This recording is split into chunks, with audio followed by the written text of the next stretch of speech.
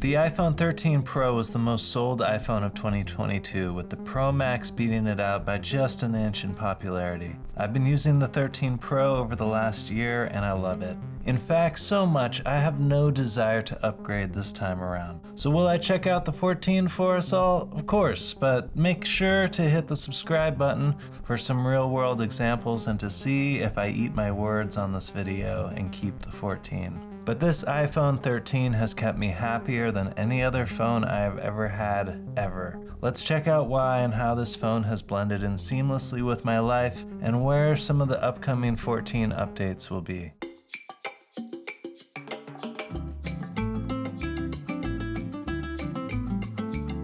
The durability of this phone is incredible. I've had this phone in my pocket for over 300 days, dropping it, banging it into things, no screen protector, and only this Peak Design case, which you can check out here. So if you take care of your phone, you don't have to treat it like a newborn baby, but if you take care of your stuff, this phone will last for a very long time. Now don't get me wrong, life happens and maybe I just have been lucky, but I'm gonna give the durability of this iPhone 13 Pro an A+.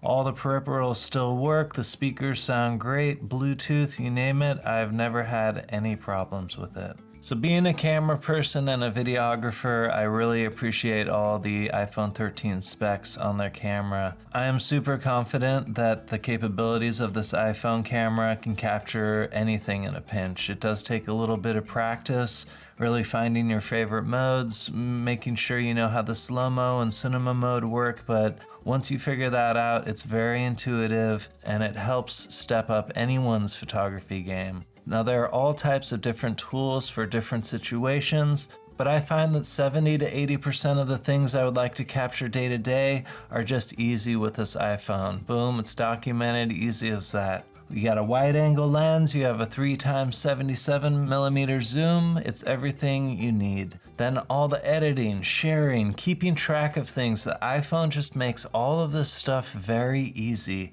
and easy to send it where you want, like to the iPad or to the Mac Pro or for more editing and archiving. I love the macro mode and macro video mode. It's super fun. The bump up in camera specs on the 14 are definitely gonna come in handy in low light, but I'm not sure it's much to write home about this time. I'm looking forward to the periscope zoom when that finally hits the iPhones, but that doesn't sound like it's gonna happen till the 15 comes around. So really you have everything you need here in this iPhone 13 Pro or 13 Pro Max. So over the year I've been watching people share their battery health specs on Twitter, complaining that theirs was diminishing. You can see here mine is still at 100%. It has run out of battery so many times I can't even remember. Those hard shutoffs could hurt the battery, but there's been no problems at all. The last iPhone I had was the 7, and its battery life also held up very well. So I'm very confident this is gonna keep going for another good 5 years.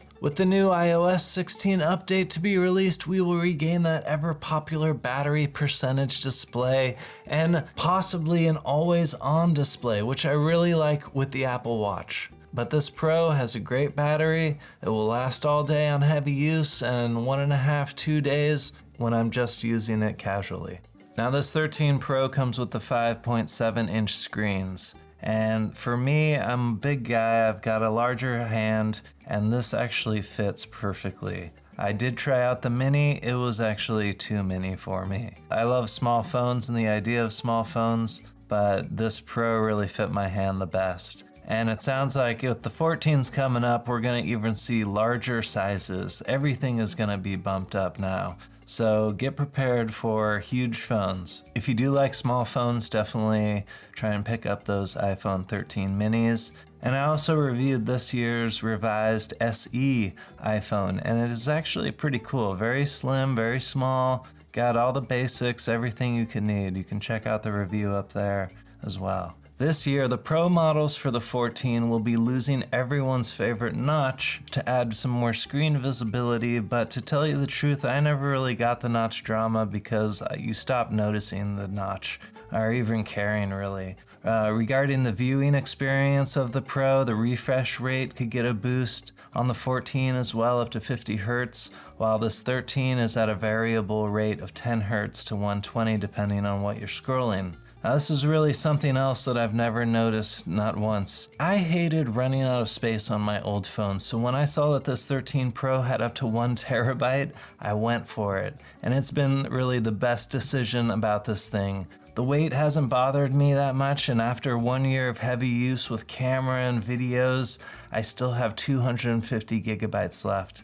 So my dream of never having to erase anything is also coming true. Definitely not overkill. If you do get the 14, your photos and videos are going to be even bigger, so definitely boost that memory. And look at the 1 terabyte option. That's one less thing to worry about. So the new iPhone 14 will probably get a step up in computing with the A16 chip, but I found the 13's A15 chip to be quite sufficient in everything I did.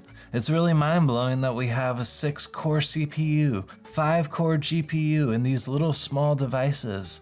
This was the equivalent of a supercomputer back in the 80s, and now it's just sitting in your pocket 24/7. The A15 is plenty fast to cover all your gaming needs, all your other data-intense apps. This is super speedy, and I don't see the new A16 chip having much of a step up. You do all the heavy lifting data-wise on your real computer these days, not the phone. I love the MagSafe option of this. This was the first iPhone that I've had with MagSafe, and I am so hooked on it now. For charging my devices, not having to deal with all these cords, it is a dream come true. I also picked up this Belkin 3-in-1 charger, and this, my friends, is a game changer. I was always looking for chargers, looking for cords. You find that stuff and now you have to find the dang device.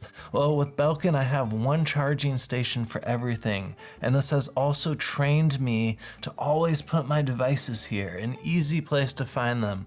Your devices want a home, and now they're just gonna be here waiting charged up when you need them. Since this Belkin has come out last year, I've seen hundreds of different iterations, but if you want to check out my review of this Belkin version, I love it. It's up in the link. The list goes on and on for accessories you can get for this iPhone 13, and you know prices are going to be coming down next year for everything, so another plus. With all the supply chain problems, Apple is having to get creative to keep up on this crazy release schedule that they have, and that means recycling old parts, old chassis, and coming subpar with new features. So I'm sticking with my 13 Pro this year, and if you're in the market for a new phone, I hope you check it out also, because especially when these 14s drop, you're gonna see reduced prices and it's gonna be a great deal.